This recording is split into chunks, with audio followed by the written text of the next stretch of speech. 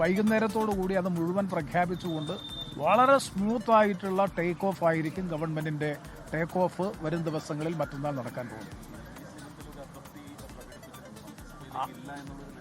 ഒരിക്കലുമില്ല. അദ്ദേഹമൊക്കെ വളരെ സൗഹൃദമായി കഴിഞ്ഞ ദിവസം കോൺഗ്രസ് ഹൈക്കമാൻഡ് അദ്ദേഹത്തെ കണ്ടിരുന്നു.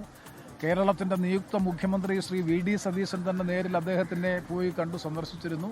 അങ്ങനെയുള്ള ഒരു അപസ്വരങ്ങളും അഭിപ്രായ വ്യത്യാസങ്ങളും ഇല്ലാതെ ഇപ്പോൾ ഒരു നല്ല യുനാനിമിറ്റി കോൺഗ്രസ് ലെജിസ്ലേറ്റീവ് പാർട്ടി ലീഡർഷിപ്പിന്റെ കാര്യത്തിലായാലും മുന്നണിയിൽ മന്ത്രിമാരെ തീരുമാനിക്കുന്ന കാര്യത്തിലായാലും സാധാരണഗതിയിൽ ഉണ്ടാകുന്ന തരത്തിലുള്ള UDF-ൽ ഉണ്ടാകുന്ന തരത്തിലുള്ള ഒരു അപസ്വരവും ഇല്ലാതെയാണ് ഇപ്പോൾ കാര്യങ്ങൾ മുന്നോട്ട് വയ്ക്കുന്നത്. അല്ല, അത് കോൺഗ്രസ് ആണ് തീരുമാനിക്കേണ്ടത്. ഞങ്ങൾ അഭിപ്രായം പറയുന്നത് ശരിയല്ല. അങ്ങനെ ഞങ്ങൾ നിലപാട് കോൺഗ്രസിന്റെ മന്ത്രി ആരായിരിക്കണമെന്ന നിലപാട് സ്വീകരിക്കേണ്ടത് RSPയുടെ ചുമതലയല്ല. അത് കോൺഗ്രസ് അവരുമായി സംസാരിച്ച് കോൺഗ്രസിന്റെ ലിസ്റ്റ് അവർ തയ്യാറാക്കി.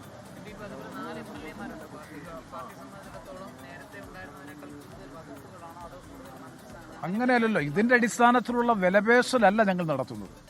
അർഹമായ പരിഗണനയും പ്രാതിനിധ്യവും UDF-നുള്ളിൽ ലഭിക്കണം. അത് മാത്രമേ ഉള്ളൂ. അതേതാണ് അർഹതപ്പെട്ടത് എന്നുള്ളത് ഉഭയകക്ഷി ചർച്ചയിലൂടെ പരസ്പരം ചർച്ച ചെയ്ത് ആ കാര്യത്തിൽ ഒരു ധാരണയാണ്.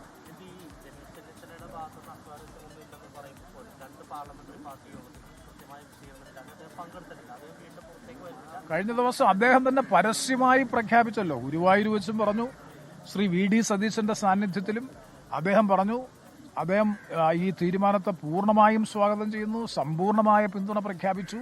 പിന്നെ മറ്റു കാര്യങ്ങളെ സംബന്ധിച്ചൊക്കെ കോൺഗ്രസ് ഇത്തരം കാര്യങ്ങൾ ഇതിനേക്കാൾ എത്രയോ വലിയ അഭിപ്രായ വ്യത്യാസങ്ങളും വിയോജിപ്പുകളും ഉണ്ടായിരിക്കുന്നു. അങ്ങനെ പരിശോധിക്കുമ്പോൾ അതിന്റെ 100-1 പോലും ഇപ്രാവശ്യം ഉണ്ടായിട്ടില്ല.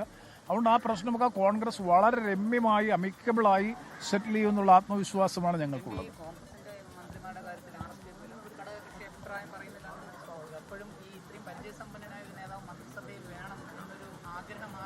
ഇതെല്ലാം കോൺഗ്രസ് ആണ് തീരുമാനിക്കേണ്ടത്. ശ്രീ രമേശ് ചെന്നിത്തലയും കോൺഗ്രസ് പാർട്ടിയുമാണ് തീരുമാനിക്കേണ്ടത്. അതൊന്നും അഭിപ്രായം പറയുന്നത് RSPയുടെയോ മറ്റേതെങ്കിലും ഒരു പാർട്ടിയുടെയോ ചുമതലയോ ഉത്തരവാദിത്വമല്ല.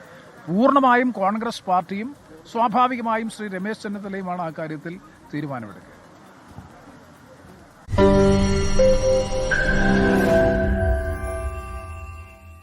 ലോകത്തെവിടെയായാലും ഏത് സമയത്തും 24 വാർത്തകളും ഓഗ്മെന്റഡ് റിയാലിറ്റി പാക്കേജുകളും എക്സ്പ്ലെയിനറുകളും വിശദമായി കാണാൻ ഞങ്ങളുടെ YouTube ചാനൽ നിങ്ങൾക്ക് സബ്സ്ക്രൈബ് ചെയ്യാം.